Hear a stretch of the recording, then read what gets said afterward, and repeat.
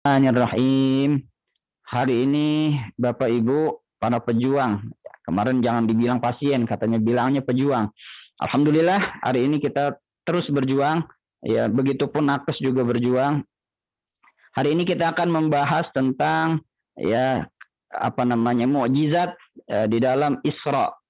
Ya, bismillahirrahmanirrahim. Allahumma salli wa sallim ala sayyidina Muhammadin al-Fatih lima ughliq wal khatimi lima sabaq nasiril haqqi bil haqqi wal hadi ila siratikal mustaqim wa ala alihi haqqa qadrihi wa miqdarihi al-azim. Subhanaka la ilma lana illa ma 'allamtana innaka antal alimul hakim. Rabbi syrah li sadri wa yassir li amri wahlul 'uqdatam min lisani yafqahu qawli bi rahmatika ya arhamar rahimin. Bismillahirrahmanirrahim. Ya, kita sudah masuk di bulan Rajab yang sebentar lagi insyaallah kita akan memperingati hari besar Islam, yaitu Isra Mi'raj. Tanggal 27 Rajab bertepatan dengan tanggal 11 Maret. Insya Allah nanti tanggal 11 kita mengadakan perayaan kecil-kecilan kalau di Wisma Atlet, mengingat banyak hal ya, sehingga tidak bisa dirayakan besar insya Allah, tapi tetap ada Isra Mi'raj nanti. Itu jatuhnya insya Allah di malam Jumat, kebetulan di malam Jumat. Nah, berbicara tentang Isra Mi'raj tentu tidak cukup pada pertemuan kali ini saja, makanya saya pisah. Ini Isra-nya saja, ya, di mana ada Isra dan ada Mi'raj. Isra itu adalah perjalanan Rasulullah, memperjalankan Rasulullah dari Masjidil Haram, dari Mekah ke Palestina, ke Masjidil Aqsa. Sedangkan Mi'rajnya adalah dari Masjidil Aqsa ke Sidratul Muntaha, ya, ke langit ketujuh. Kemudian di atasnya langit ada Sidratul Muntaha. Kemudian pulangnya ya mampir dulu ya menjenguk keadaan neraka dan keadaan surga. Ya, itu luar biasa. Kalau kita bahas itu panjang, nggak cukup sampai satu pertemuan. Ya, makanya kalau kita baca tafsirnya, misalnya di tafsir At-Tabari, itu di dalam menjelaskan ayat tentang Al-Isra, Subhanallazi asra bi'abdihi, itu panjang sekali. Ya, penjelasannya panjang. Bagaimana Rasulullah kemudian diceritakan bertemu para nabi. Di sana di dalam tafsir dijelaskan Nabi Musa bagaimana rupanya, bagaimana bentuknya, Nabi Isa bagaimana bentuknya, Nabi Ibrahim bagaimana bentuknya. Itu dijelaskan detail. Dikatakan Nabi Musa orangnya hitam, penuh banyak bulunya, orang yang banyak bulunya lebat, rambutnya lebat. Dikatakan Nabi Isa orangnya putih. Ya, seperti ada seperti seorang sahabat dikatakan Rasulullah menyebut. Kemudian Nabi Ibrahim dikatakan, kata Rasulullah, Nabi Ibrahim itu ternyata rupanya sama kayak saya, mirip-mirip sama saya, kata Rasulullah. Itu luar biasa kalau kita bahas, perjalanannya panjang. Belum lagi nanti di surga, ya, ketika diajak jalan-jalan ke surga dan ke neraka, Rasulullah melihat berbagai macam keadaan orang di sana, bertanya kepada Jibril, wahai Jibril, siapa mereka? Siapa mereka? Kemudian di surga, ya Jibril, bau apa ini? Mereka adalah, itu banyak sekali penjelasannya.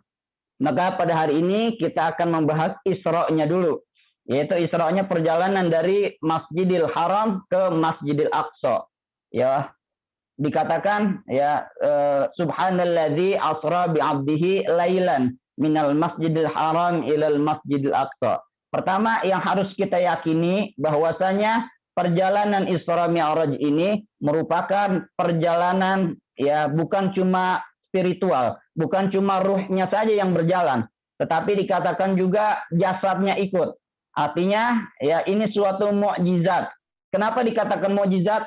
Karena itu merupakan amrun khariqun lil 'adah, sesuatu yang di luar akal nalar manusia, di luar kebiasaan, di luar sunatullah manusia.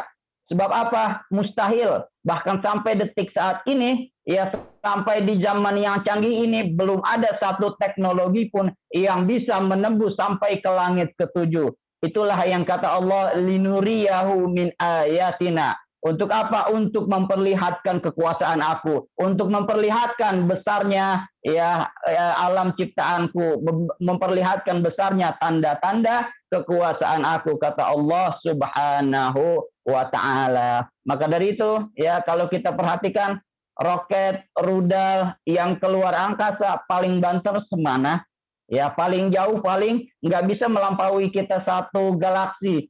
Paling kita taunya planet sampai Pluto saja. Di luar galaksi kita masih belum tahu. Padahal di luar galaksi masih ada apa namanya galaksi-galaksi lain di luar galaksi kita. Dan setiap galaksi itu punya mataharinya sendiri. Wah, kalau kita jabarkan itu panjang, itu besar sekali. Teknologi manusia, ilmu manusia belum ada yang sampai kepada kepada menembus langit yang ketujuh. Hanya Allah yang bisa. Oleh karena itu, peristiwa Isra Mi'raj ini hanya bisa kita yakini dengan iman. Ya, orang yang tidak beriman ya sudah pasti goyah, sudah pasti tidak percaya. Ya, sebagaimana dulu orang-orang Quraisy, ya orang-orang kafir Quraisy menentang Rasulullah. Ketika Rasulullah paginya bertemu dengan orang-orang Quraisy, mereka mengejek. Ya Muhammad, katanya ente kemarin habis jalan dari Mekah ke Masjidil Aqsa. Habis itu ke langit ketujuh. Coba angkat kaki kamu yang satu. Diangkat bisa. Kemudian disuruh angkat lagi kakinya. Coba dah angkat kaki dua-duanya. Yang nggak bisa, kata Rasulullah. Ya, kemudian ditertawakan sama orang-orang Quraisy pada saat itu. Itulah mereka yang tidak percaya bahwasanya Isra Mi'raj itu adalah ya suatu perjalanan yang harus kita yakini, yang harus kita percayai dengan iman. Sebab apa? Yang berjalan bukan Rasulnya, tetapi Rasulullah diperjalankan oleh Allah Subhanahu wa taala. Sebab kalau Allah yang memperjalankan, ya itu tidak mustahil, ya. Maka dari itu dikatakan ya abdihi, ya bi abdihi, yaitu Rasulnya juga bi'abdihi, yaitu dengan jasad-jasadnya juga, bukan cuma ruhnya, bukan keadaan Rasulullah sedang tidur, tetapi Rasulullah bangun, kemudian ya dinaikkan ke atas buraq dan ikut jasad-jasadnya sampai ke langit ketujuh juga. Dikatakan bada'at hikayatul Isra kama yarwiha sahibu sallallahu alaihi wasallam biqudumi salasatil malaika al-kiram. Ya, dikatakan awalnya berangkatnya itu perjalanan Isra itu kan kalau di Al-Quran subhanalladzi asra bi'abdihi lailan minal masjidil haram. Jadi berangkatnya sebetulnya bukan dari masjid, bukan dari Masjidil Haram yang dikatakan bukannya masjid, tetapi berangkatnya itu dari rumah. Rumahnya siapa? Rumahnya Ummu Hani, yaitu anaknya pamannya Rasul alias sepupunya, yaitu anaknya Abu Thalib. Ya, dari rumah berangkatnya. Kenapa dikatakan Masjidil Haram? Para ulama tafsir mengatakan bahwasanya ya Mekah itu semuanya adalah tanah Al-Haram. Ya, maka dari itu ya dikatakan minal Masjidil Haram, yaitu maksudnya adalah dari Mekah. Padahal berangkatnya bukan dari masjid, bukan dari Masjidil Haramnya, berangkatnya dari rumah. Ketika Rasulullah ketika itu sedang tidur di awal setelah sholat Isya. Setelah sholat Isya di awal malam Rasulullah tidur. Kemudian didatangi 3 malaikat, yang mana 3 malaikat itu kemudian ya membawanya. Di antara malaikat itu ada Jibril dan ada juga Mikail. Faja'alu jasada Rasulillahi lizarihi mustaqbilan ardi wa huwa naim. Ya, dikatakan dibawa Rasulullah, kemudian ya dibelah dadanya. Dadanya dibelah untuk apa? Kemudian disucikan, dicuci dengan air Zam-Zam. Kenapa dibelah lagi? Rasulullah kan dulu waktu kecil, ya kalau kita belajar sejarahnya dulu pernah dibelah. Kemudian ketika mau ya diperjalankan, kemudian dicuci lagi hatinya. Ya, kenapa? Yaitu untuk membersihkan jiwanya yang sudah bersih supaya tambah bersih lagi. Jadi bukan berarti Rasulullah kotor, bukan Rasulullah banyak dosa, tetapi Rasulullah ya ingin menghadap Allah Subhanahu wa taala, maka sucikan lagi, sebagaimana yang dikatakan dikutip di dalam Simtud Durar. Al-Habib Ali Al-Habsyi yang mengatakan wa ma akhrajal al-amlak min qalbihi adza walakinnahum zaduhu tuhran ala tuhrin. Ya, bahwasanya malaikat itu kenapa mencuci lagi hatinya Rasulullah? bukannya untuk menghilangkan dosa, bukan menghilangkan penyakit hati dan lain sebagainya. Akan tetapi mereka mencuci tersebut zaduhu tuhran ala tuhrin, supaya Rasulullah yang tadinya suci menjadi semakin suci. Untuk apa? Untuk menghadap Allah Subhanahu wa ta'ala. Ini satu poin. Ada hikmahnya di dalam itu. Apa? Bahwasanya kita kalau ingin menghadap Allah, kita harus benar-benar suci. Ya, suci hati kita. Bukan hanya suci dari wudhu, dari hadas dan najis, tetapi juga hati kita suci dari segala macam pikiran, dari segala macam urusan duniawi. Rasulullah ketika hendak menerima perintah sholat, bertemu langsung menghadap Allah, hatinya disucikan terlebih dahulu. Ini hikmahnya, bahwa kita kalau ingin menghadap Allah, ya dalam arti sholat, yaitu kita harus suci hati kita. Itulah kenapa Rasulullah ketika malam Isra disucikan terlebih dahulu. Kemudian ya dari situ dinaikkan ke atas buraq. Buraq ini dikatakan di dalam tafsir itu hewan ya lebih tinggi daripada himar, lebih tinggi daripada keledai, dan lebih rendah daripada kuda. Ya, di antara keduanya dah itu. Ini warnanya putih, buraq dikatakan, ya larinya dikatakan disebut al-buraq ya karena seperti barkun. Barkun itu petir, karena jalannya secepat petir yang menyambar. Itulah dikatakan buraq. Sampai saat ini rasanya belum ada teknologi yang cepatnya seperti cepatnya buraq. Ya, itulah kekuasaan Allah, mukjizatnya Allah yang di dalam perjalanan Isra ini. Bahwasanya ya itu tidak ada ya binatang kendaraan apapun yang canggih sampai saat ini yang bisa menandingi kecepatannya buraq. Itu dinaikkan ke atas buraq, kemudian tidak langsung ke Masjidil Aqsa, tetapi mampir-mampir dulu ke tempat-tempat yang lainnya. Tsumma arkabahu Jibril dabatun yuqalu laha al-buraq fantalaqa bil buraq Thaibah. Kemudian dari Masjidil Haram dari Mekah enggak langsung ke Masjidil Aqsa, tetapi mampir dulu ke Thaibah, ke Yasrib, atau sekarang dikatakan Madinah Al-Munawwarah. Ngapain mampir di sana? Ya, dikatakan di sana Rasulullah untuk mendirikan sholat. Kemudian mampir lagi dari ya setelah melaksanakan sholat naik lagi buraq.